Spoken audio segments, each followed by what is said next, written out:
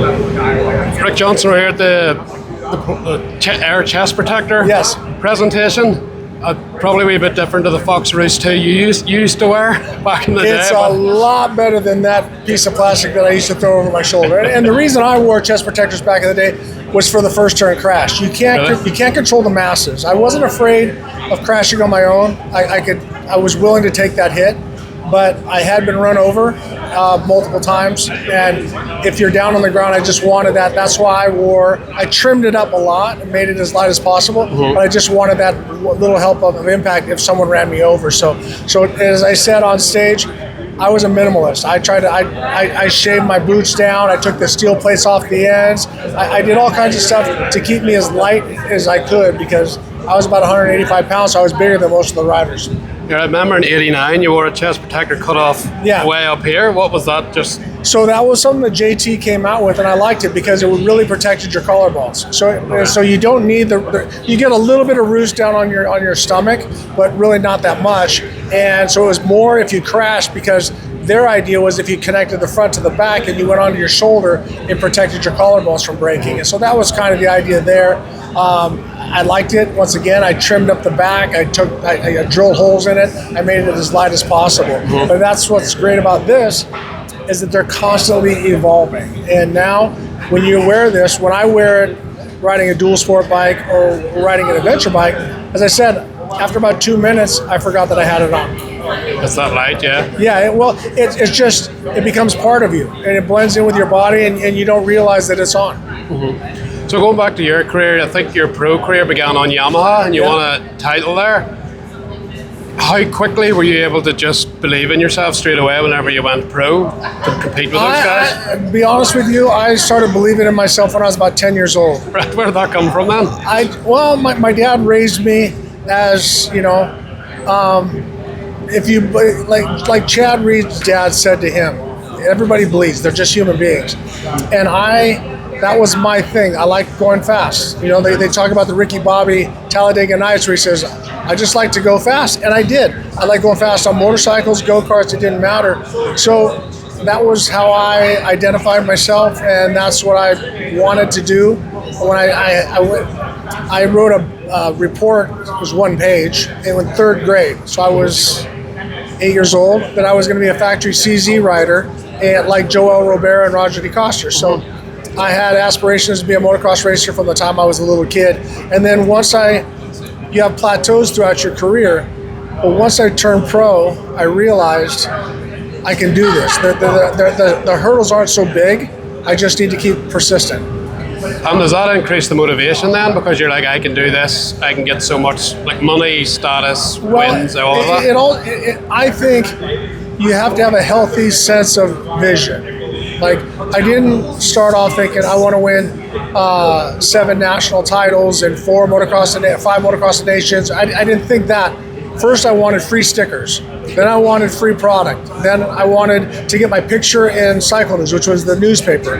Then I wanted a big picture. Then I wanted a cover. Then I wanted to get free motorcycles. Then I want to get paid. Then I want to make money. And so I just kept, checking these off, and it kept coming. And then once I got Rookie of the Year first year, top privateer, then I said, okay, now it's time for a championship. Came close in 82, got messed up in 83, came back in 84. Now it's time to win 2. Didn't do so great in 85, came back 86, 87, 88, had great, won 2 championships per year. So you got to be realistic, but you have to stretch yourself on your vision. So did you race Bob Hanna differently to David Bailey, and David Bailey differently to Jeff Ward and Johnny O'Mara? Were you analysing their strengths and weaknesses at that point? Absolutely. That's the thing, is that I was the biggest thief of any rider.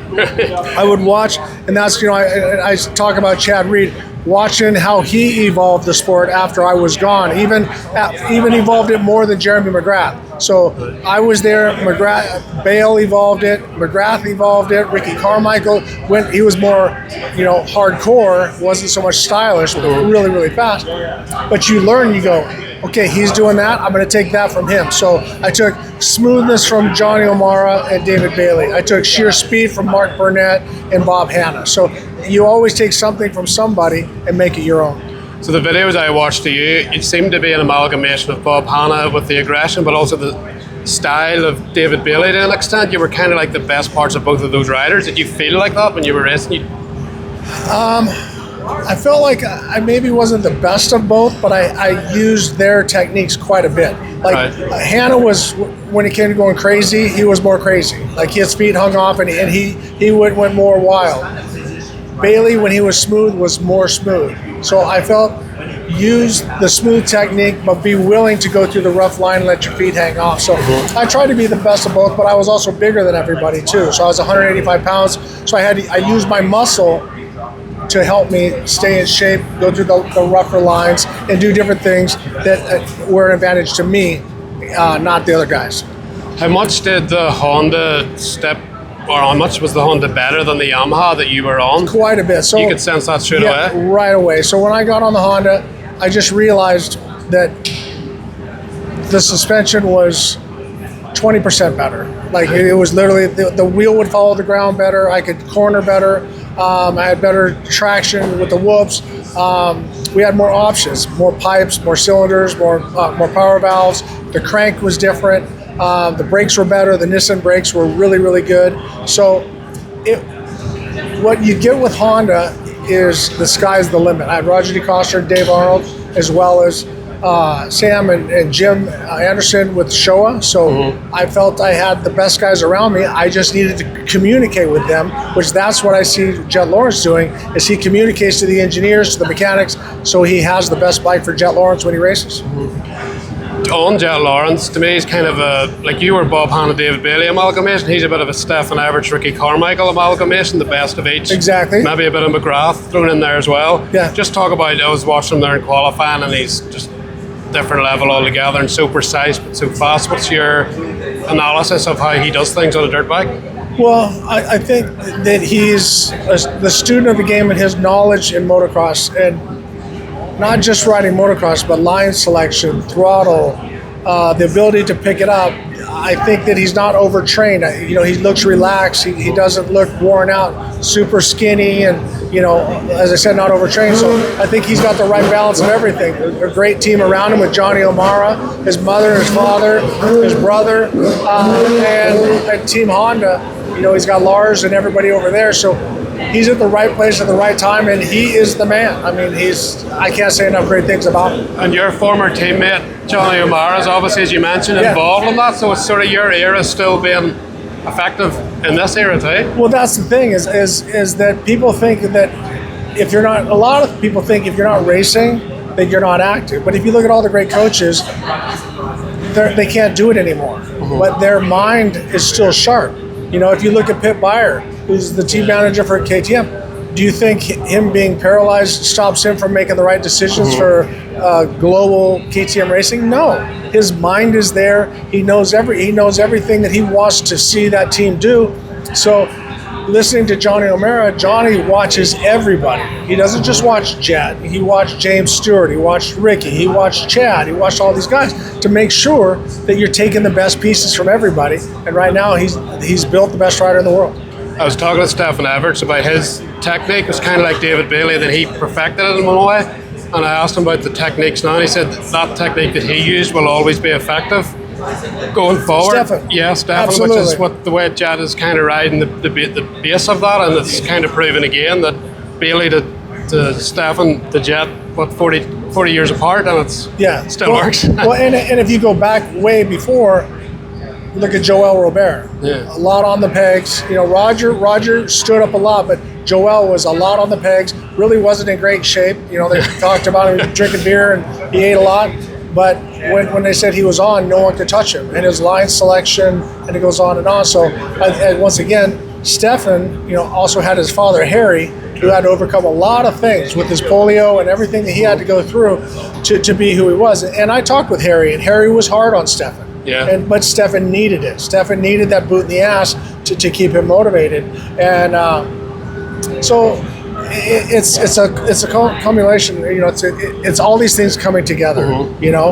I think with Jett and Hunter, was their father hard on him? Absolutely. But kids need that. They need discipline, especially riders need it, because it's really easy for you to turn 16. You sprout a couple pubic hairs, and next thing you know, you're chasing girls and you forget about your dreams. And so it happens. So you got to keep them focused and keep their eye on the prize. And those two right now, that family is crushing it. And Harry worked with Jett and Hunter a little at Suzuki in Europe, so it's kind of like a full circle. Exactly. So you're taking. There's really nothing new. Yeah. It's perfecting what's been done in the past. Haiden Deegan, you were the bad boy of the 80s with the moniker there. Deegan's absolutely that right now, especially over the last few weeks. What is your thoughts on him, and obviously he's to step up to race Jett Lawrence from next year, how he's going about things, he's got a lot to learn. Yeah, I admire Haiden. I admire the family. I don't like to be in the public eye that much. You know, I do some social media because I have to, so I do as minimal as possible. But they make it work. It's a business for them, as well as Haiden works hard. It doesn't matter how much money you have to hurt that much, because when you race that hard, that long in a moto, you're in a lot of pain, and money will not save you. So he's doing the right things on the bike, and he's doing the right things training-wise. You don't hear him complaining about arm pump, fatigue, or anything like that. He's just a young, aggressive man that is trying to find his way, and he needs to understand that your race persona is not your real life persona, you know. And that happens too. It happened to me a little bit. Because can you relate to his age and the way you were? 100%. I was an asshole, you know. In 1983, I thought I needed to beat Bob Hanna and I needed to hit everybody. So I didn't just pass everybody. I ran into them, and I was literally forced contact. And then I realized that I'm slowing myself down to try to make these guys intimidated. And all I was doing was pissing everybody off. And I realized, you know what? That's not me. Yeah. I'll if you want to scrap, I'll scrap. I'll T-bone you. We'll take each other out. We'll fist fight if we have to. But I'd rather not, you know. And so that's why you see my races with Jeff Ward. I think I knocked him down once. That one on the whips. Yeah, through the whoops. And I crashed a couple times. And I'm like, you know what? He leaned on me. I leaned back and shoved him over the berm. But we didn't have that relationship. Same with David Bailey, and you know, there's guys that you can trust and guys you can't. And if you want a long career, you got to make sure that everyone doesn't want to take you out. Whenever you got injured, it wasn't to do with like the way Haiden broke his collarbone. Somebody just landed on you. Yeah. How difficult you were? I think you'd won four or five Supercrosses in a row in '89. How difficult is that to be basically where Jett Lawrence is now, to just not be able? And then you came back and couldn't be who you were. Yeah, I was done. I was done. How's that mentally? Life is the way it's supposed to be. You know, I feel for Jett. Is his biggest thing is him. It's going to be him that takes him out. You know, he has to find joy in every riding and racing. You know, the feeling sorry because you beat your brother. He's got to get rid of that. Because in 1988. I destroyed everybody at Unadilla. I had a 45-second lead. I just demolished everybody. But it wasn't fun. It'd be like fighting somebody, you know, fighting a 12-year-old, you know? Yeah. Not a good fighting 12-year-old, just a kid, you know? Do you find joy in that? No, you find joy in the battle and fighting and having, you know, those guys. And I said something to my mechanic after the race. I said, I want a challenge. You know, he's like, you did your job. I'm like, yeah, I know, but I want a challenge. Well, God, the universe heard it. Said, all right, let's see if you can do it with one hand. Guess what? I couldn't. Yeah. And so my career was short. You know, I'm honored that my win records are still up there with these guys. Jett Lawrence has already been in the 450 class longer than I have. How's it? I was only out there a couple years. So I think 5 years total. So he's not there yet, but like Eli Tomac's been there for 11 years. I was there 4 years in 250. So you came back 1990 and you were still able to win, but more outdoors. You were kind of more. What was the difference between? I won 2 races. I won the race I got hurt at in '89. Then I broke. That was a big push to win that one. Broke my hand again in a different place. You broke it again? Yeah, I broke it again. Daytona. Had to have a screw put in, have it fused in a different spot down here, not in my wrist. And then I won the last round of Unadilla in 1990, and that was it. So was the Daytona crash kind of finished off any aspirations of you coming back to your best, or? Well, I just kept trying to come back too soon. Right. I tried to ride too soon, and my body wasn't healed, so I made a big mistake, and that's where riders need to learn from my mistake. Don't make sure that you can do other things. Can you hold a hammer? Can you ride a bicycle? Can you do a push-up? If you can't, don't get on the bike. And was it hard to walk away from that because it was taken away from you? Not. It doesn't matter if it's taken away or not. When you leave this racing, because racing was my second love. My mom was my first love, and motorcycles were my second love. And so it was the love of my life. And from the time I was 3 until I quit racing, it was what I did every day.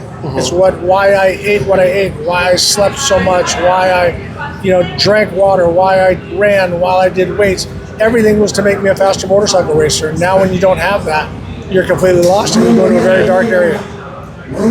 Did you find a purpose then after that to fill that void at all? Or? Yeah, I started racing trucks right away, and unfortunately for me, I fell in love. I found the right girl. Okay. And we've been married it'll be 35 years this year, and I have 3 beautiful children, and I enjoy teaching. So between adventure schools, military, helping other riders, I enjoy helping people get better. Brian, Ricky, thank you very much. Nice to meet you.